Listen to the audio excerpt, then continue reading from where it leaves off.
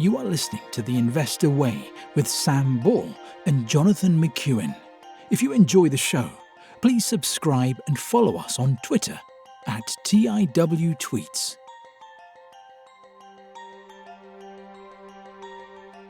Hello, welcome to The Investor Way with me, Sam Ball. It's the 20th of August, 2024, and I'm joined today by my co-host, John McEwen. In this week's episode, we'll be discussing Rolls-Royce, Heineken, YouGov, AB InBev, Adidas, and our US company of the week is Caterpillar. John, should I start us off with Rolls-Royce? Yes, go ahead, Sam. So we have covered Rolls-Royce before, but not for a while, I think. So Rolls-Royce have come out with their first half results, and first half underlying revenue rose 18% to 8.2 billion.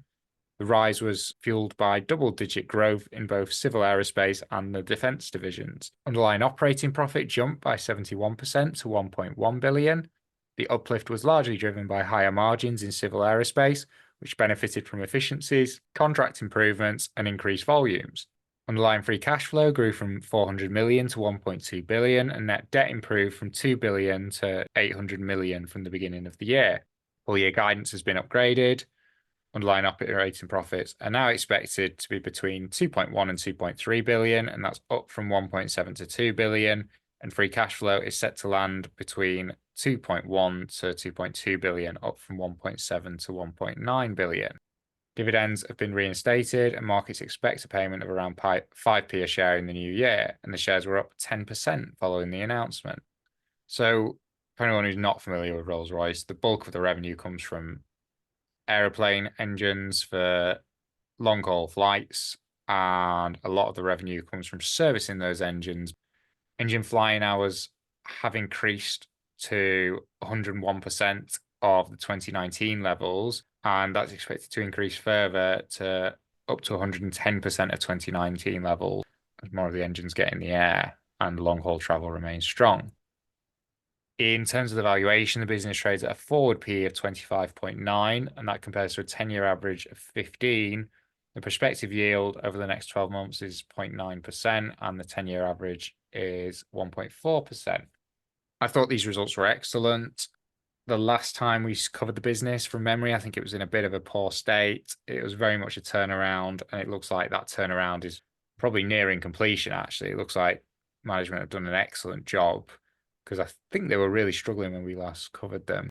My initial reaction was that, well, 26 times forward earnings almost. Well, maybe that's because the profits are still going up, and maybe that's why. But then if you look at the share price, it's basically at an all-time high, actually. So, in fact, yeah, I think it is at an all-time high. So it's trading at 495p a share, and that's up. It's basically more than doubled in the year. So it started the year, well, the year low was 196p at the start of the year. I think management have done a fantastic job, but I think it's probably swung too far in the other direction now, where I just think who's paying a forward PE of 26?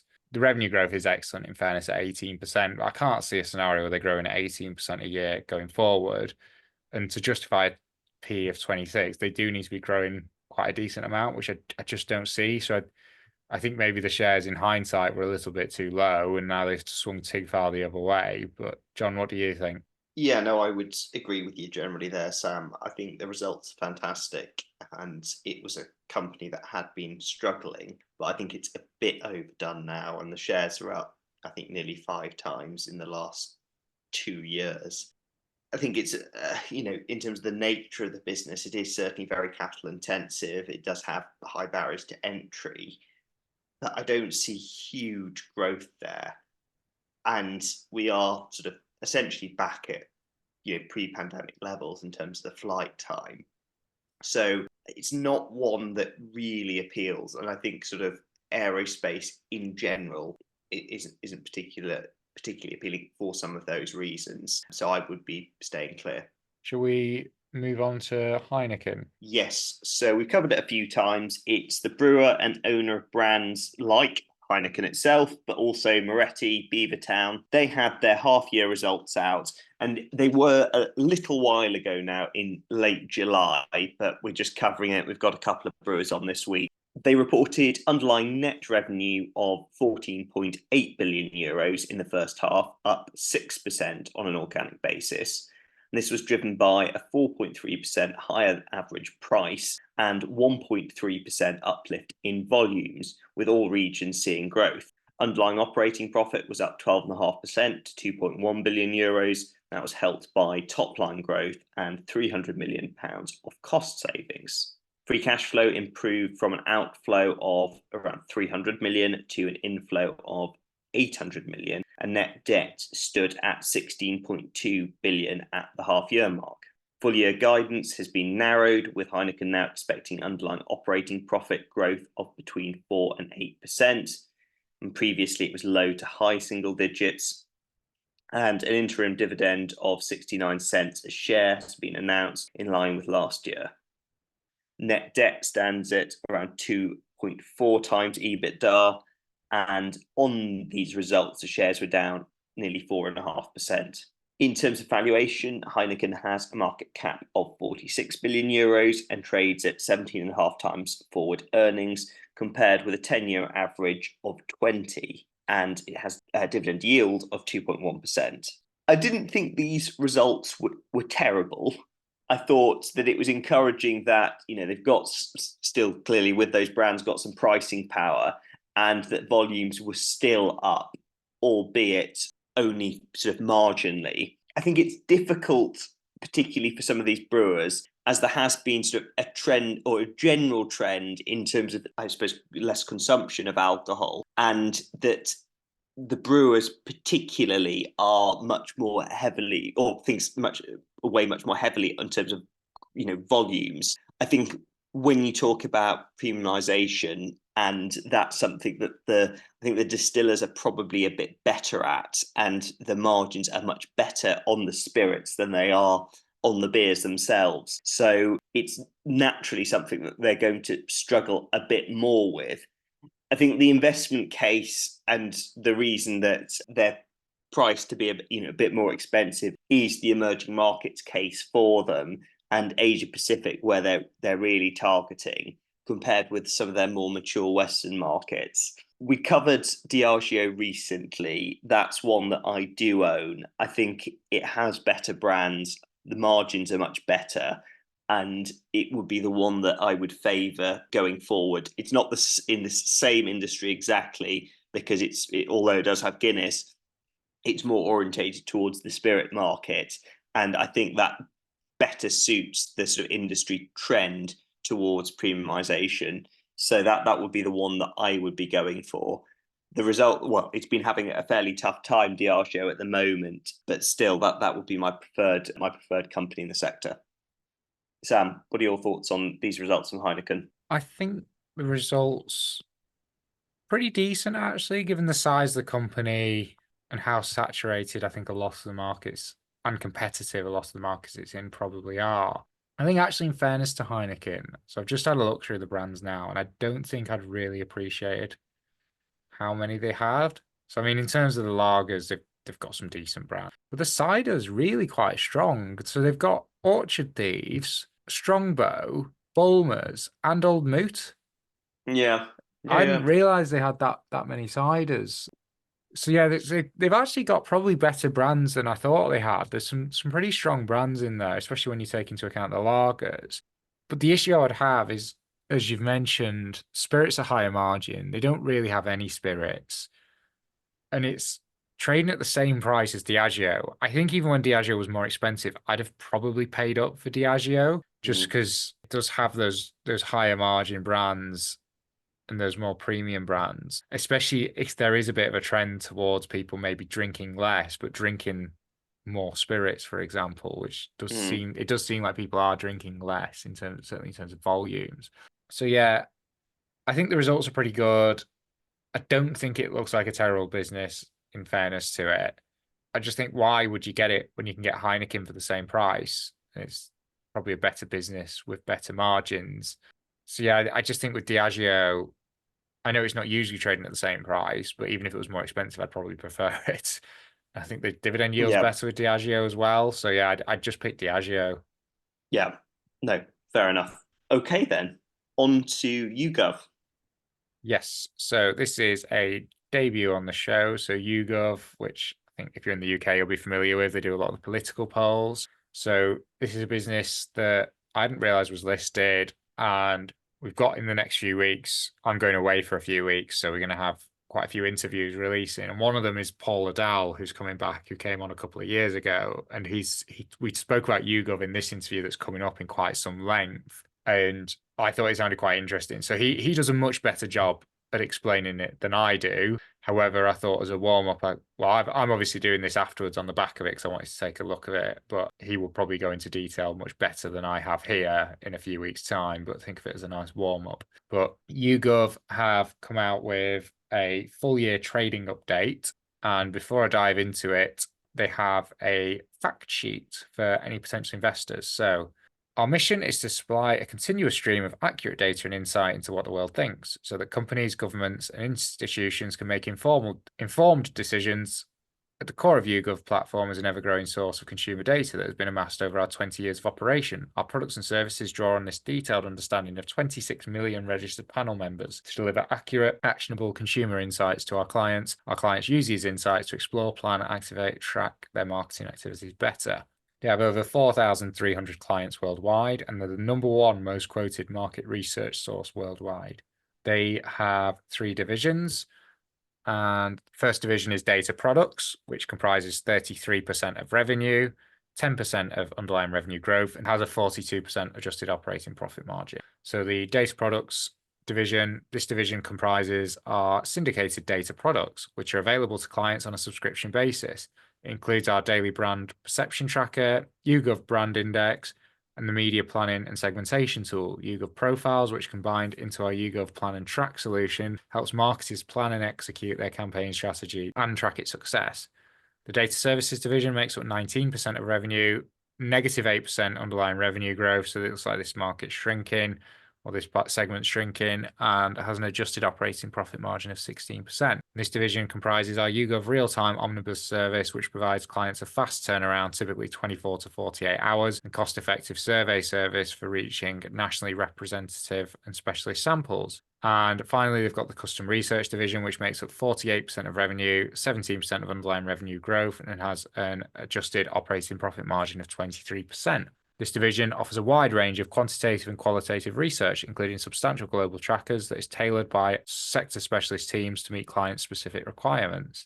In terms of revenue for the business for the last 5 years, revenue has grown from 136 million in 2019 to 152, up to 169 to 221, and then up to 258. Adjusted earnings per share in that same 5-year period has grown from 15p a share to 40.5p a share, and operating cash generation has grown from 30.8 million to 69 million. So all looks pretty positive so far, I'd say. So YouGov have come out with a trading statement, and YouGov expects group reported revenues for the 2024 year to be approximately 327 to 330 million, and that's up from 258 million the year before. So we'll call that 20% growth because I'm feeling lazy. I think it's just over 20% growth, maybe 25. And group adjusted operating profit is expected to be between 43 to 46 million. Well, that's actually down from 69 million. Our research division saw strong growth in custom research, offset in part by declines in data services as expected, resulting in the division recording mid-single digit growth on an underlying basis for the full year. The CPS business is continuing to perform well in line with expectations, and the integration is progressing well. Revenue in our data products division was in line with the prior year on an underlying basis, given stable renewal rates and the addition of several new client wins, and we expect to return to growth through a focused sales approach in the 2025 year. As of 31 July, the group remains well capitalized with approximately 70 million in cash and cash equivalents, and 16 million revolving credit facility remains undrawn. They've highlighted additional cost savings of 20 million, which they've taken initial action on approximately 15 million of, and it's expected about 70% of these cost savings will be realized in the 2025 year. They've also announced the acquisition of Yabble, a New Zealand-based company pioneering the use of generative AI to deliver audience insights. So, for a bit of background on the share price. So in terms of the share price, it's been steadily declining since 2022, and then they issued a profit warning in, well, I think it was about June and the results fell off a cliff. Not the results, sorry, the share price fell off a cliff. I think that it dropped about 38% in a day. This profit warning was to do with the segment that's decreasing. So apparently there's other businesses that are kind of offering a similar service. So I think Paul talks about it better in the upcoming interview, but basically they've already said they don't think these competitors will be able to provide the same quality of service because they just don't have the same number of, well, they just don't have the same amount of data that YouGov has. So they are expecting quite a bit of that to come back eventually. Whether that happens or not, we don't know. Also, in terms of these, so I don't know if it is growth or not, because they've basically done a big acquisition. So the revenue is going to be growing 20%, 25%. That's reported. I don't think it's organic revenue growth. I'm not sure what the organic will be because this is just a trading statement. But yeah, growth of 20 to 25%. They've done an acquisition and the drop in operating profit is due to costs associated with the acquisition. In a year or two, they should flow out and they shouldn't be in there anymore. So you would expect the operating profit to get back to previous levels.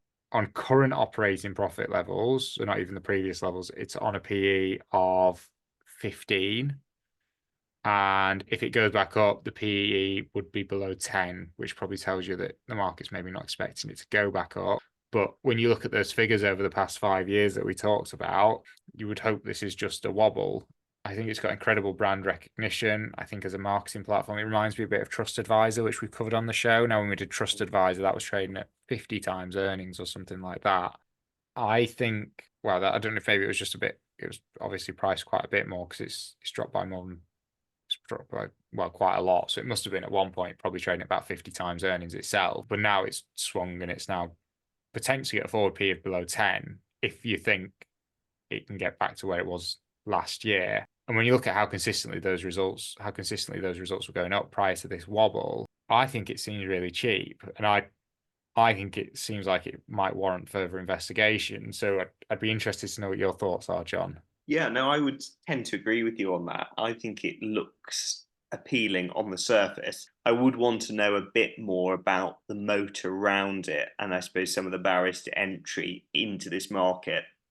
But I think the initial signs and some of this recovery that's been happening is really good. And yeah, I'll be interested to have a good listen and probably dig into it a little bit more with the interview that's coming up. So in terms of the Mo, I would suspect that if you were to ask them, it would be the 26 million registered panel members and the 20 years of data. Yeah, I know, but I think it's still. I'd like to dig into that a bit more, but I appreciate. I'm not saying there isn't one, but just to be confident in that because that's where a lot of the value in this or potential value is. So yeah, quite an interesting one. Should we move back to our brewers? Yes, potentially less interesting. But anyway, AB InBev, which is the owner of Budweiser, Stella Artois, Corona, Beck's, Leth, a number of other beer brands too. They had the Q2 results out, and that was in early August, with the group reporting second quarter revenue of $15.3 billion, which was up 2.7% on an organic basis, which is behind the market consensus of 3.5%. And growth was entirely driven by higher average prices as volumes were down 0.8%.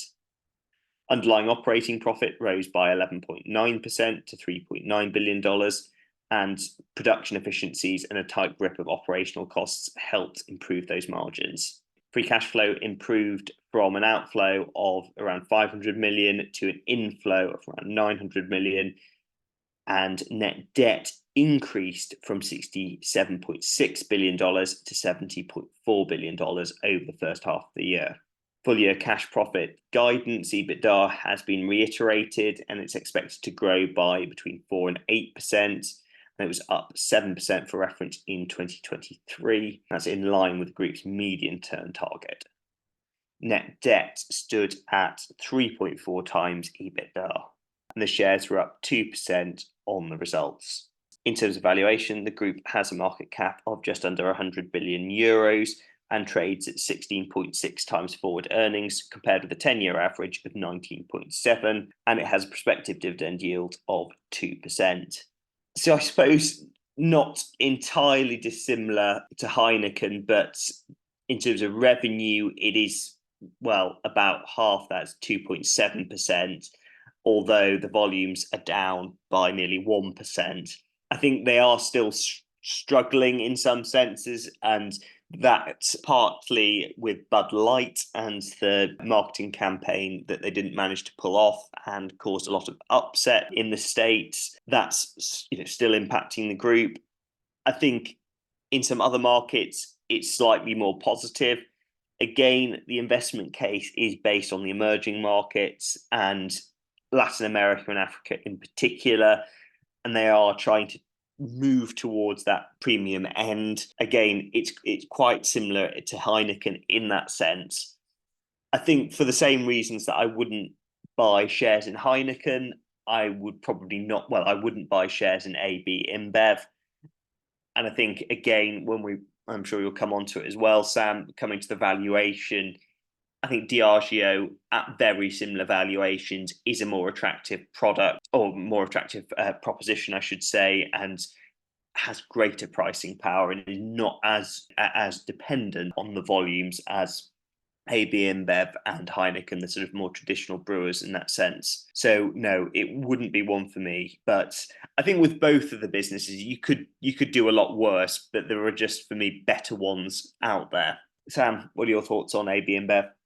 Very, very similar. I don't think the results are as good as Heineken's. I think I'll exclude Diageo because I can make the same comments I made with Heineken. But I don't think the results are as good as compared to Heineken.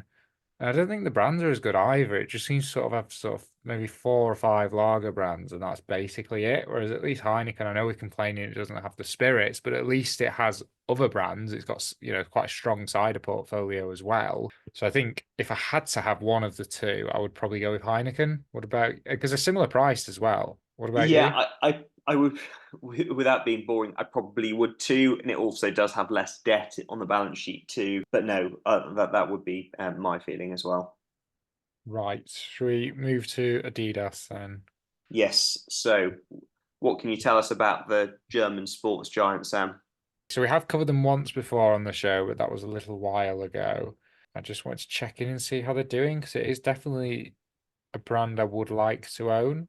So they have come out with their half-year results, and currency neutral revenues were up 10% compared to the prior year period. And in euro terms, so reported revenues were up 6%. Gross margin increased 3.2 percentage points to 51%, and that was driven by lower sourcing costs, much healthier inventory levels, a more favorable business mix, and reduced discounting. In contrast, negative currency effect weighted significantly on the gross margin. Other operating expenses increased by 3% to 5.115 billion, and all these figures are in euros. As a percentage of sales, other operating expenses decreased 1.3% to 45.4%. Marketing and point of sales expenses were up 12% to 1.363 billion in the first half of the year. Operating profit amounted to 682 million, up from 236 million, reflecting an operating margin of 6%, and that's up from 2.2% a year ago. The full year outlook, they have increased this with high single-digit revenue growth expected in 2024. The company's operating profit is now expected to reach a level of around 1 billion, and that was previously 700 million. That makes it quite nice, actually, in terms of estimating the PE on a forward basis. It's a nice round 1 billion. So in terms of the valuation, PE is pretty useless because that's still recovering. But if we take the forward opera, because it's currently showing a PE of 196, and because it has been very much a turnaround, this one, after the Yeezy scandal. I don't think the business was doing fantastic before that, but the market cap's 38 billion, so that would put it on a forward P of 38. It's a tricky one. I really like the brand. It's a lot smaller than Nike, although since we last covered Nike, that's continued to drop even further. So this is currently a market cap of 38 billion. I think Nike's now only around 100 or something like that. It's gone from about a fifth of the size of Nike to about a third. But I think that's been helped by Nike's performance rather than Adidas's. My issue with this is if you were to look at, say, the last 4 full year results, the highest the earnings per share has ever been has been almost 11. And on that basis, if you think it can get, and that's 1 year out of 4, it's achieved that. if you think he can start doing that consistently, that would put it at a forward PE of about 20 rather than the 38 figure he gave. But it's not shown an ability to do that consistently. If you look at those 4 years as well, revenue's grown from 18 million to 21 million in that time, but that's 18 and a half to 21.2 to 22.5 down to 21.4. So in terms of the revenue, I don't feel like it's really getting it done. Nike's obviously struggling as well at the moment, but it doesn't seem like Adidas is capitalizing. It seems like it's probably other brands that are actually starting to do well, like like Skechers, for example. You see a lot more of those and stuff now. Yeah. But yeah, it just doesn't really seem like they're hitting the numbers. And I think for a forward P of 38, even if you take the most optimistic possible, I think would still give it a forward P of 20. I think there's maybe some premium for a brand of Adidas's quality, but even still, I just think like when you go back to the Yeezy scandal, so if you look at the 5 year graph for the shares, it dropped to, I think, about 100 euros a share. And it's basically doubled since then. But I don't know if that's just because of the quality of the brand, because to me, it does just seem quite expensive. What about you, John? Yeah, I think that would be my issue with it. I like the brand, but I think the price at the moment and it's the track record over the last few years hasn't been the strongest. So I think I'd watch it, but I wouldn't be buying shares at the moment. It'll probably be back here in a year or so then in that case. But yeah, it's a shame. I Yeah, would like it, but just not that. I mean, I'm not averse to paying 20 times earnings for it, but I would just expect to see much better numbers. yeah, no, absolutely, absolutely. Right, shall we move on to a debut? Yes, absolutely. So Caterpillar, which is the world's leading manufacturer of construction and mining equipment, diesel and natural gas engines, and industrial turbines and diesel electric locomotives. And you probably recognize the iconic cat diggers and equipment when you're walking past any building site. So, massive company. We'll come onto the valuation later, but it's got a market cap of 166 billion pounds, billion dollars. And they had their second quarter results out last week, with the group reporting second quarter revenue of $16.7 billion, down 4%, but in line with expectations. A drop in sale volumes was partially offset by higher selling prices. And by division, construction and resource saw sales drop, whilst energy and transportation delivered growth. Underlying operating profit was flat at $3.7 billion, whilst margins rose from 21.3% to 22.4%. And the core construction businesses generated a free cash flow of $2.5 billion, down from $2.6 billion a year ago. Third quarter revenue is expected to be lower than expected, with underlying operating margin at a similar level. And full year free cash flow is expected to be between $7.5 and $10 billion. Previously, that was estimated to be between $5 and $10 billion. The shares were up around 4% in early trading. In terms of valuation, Caterpillar has a market cap, as mentioned before, of $166 billion and trades at 14.3 times forward earnings, compared with a 10-year average of 17.2, and it has a prospective dividend yield of 1.8%. I mean, I think these results were slightly disappointing, but it has been a company that's been performing very well over recent years. And I think there is something to be said for the brand. It's, I think, probably in the sector, the highest quality and the go-to brand. There are tailwinds in the US at the moment with increased infrastructure spend, difficult with the mining. There has been a bit of a fall in commodity prices, so that does impact on the demand for some of the products. And obviously there is the ongoing energy transition, which some of the cat products being used in that are going to see gradual weakening. And I suppose one of the big things is the transition to sort of green energy and sort of more environmentally friendly offerings like hydrogen generators. As you mentioned with Rolls-Royce, one of the positives with Caterpillar is the servicing, repairs and upgrades along the cycle and essentially maintaining the existing products. It is fairly capital intensive, but I think it definitely does have a moat and it does have brand pricing power. I wouldn't be looking to buy shares. It's not the sort of company I'd be interested in. However, I think in the sector, it is probably right up there and is, amongst, if not the very best. Sam, what are your thoughts on Caterpillar as a company and this set of results? I thought the results were probably fine. It's probably quite a cyclical industry. Well, it will be a very cyclical industry, actually.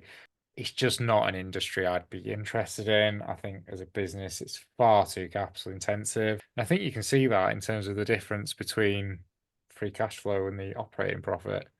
Because I suspect the difference is the depreciation, and you're going to get every now and then you're just going to get like an absolutely stonking capital expenditure that needs to go through. I thought 14 times earnings, it wasn't outrageously priced, that being said, but it's probably going to have to assume that it's not going to grow, or it's not going to grow much above inflation. So I think, yeah, I just wouldn't be interested in it, especially with a yield of only 1.8%. Fair enough. So it may be the first and last time we cover it, but there you go. Of these companies this week, what would be your top pick and what would come last? So it'd be heavily caveated that I'd need to do some more digging on this, because I only realised it was listed at the weekend. So I've not previously looked at it ever, but I think YouGov does look very interesting. So that would probably be top. Bottom for me, probably AB InBev. I think probably the brands, the sector of the industry that it's in. I think, and then the results as well. I thought all those things, but it's probably not a terrible business. It's just I don't think we've not really looked at anything this week that's been absolutely appalling. Maybe if we'd done the same lineup 2 years ago, it probably would have been Rolls-Royce, but they've done a very good job by all accounts. What about you? I would probably sit on the fence a little bit and go for Heineken, although with a bit more research into YouGov, that could change. And then last, possibly Rolls-Royce. Probably Rolls-Royce, I think. Okay. I think that's everything in that case. Thank you very much for listening, and we will see you again next week. See you next week. Thank you for listening to The Investor Way. To get in touch, please follow us on Twitter at TIWTweets. This podcast is for entertainment purposes only and does not constitute financial advice. Neither Sam nor Jonathan are financial advisors. For investment advice, please consult professional advisors.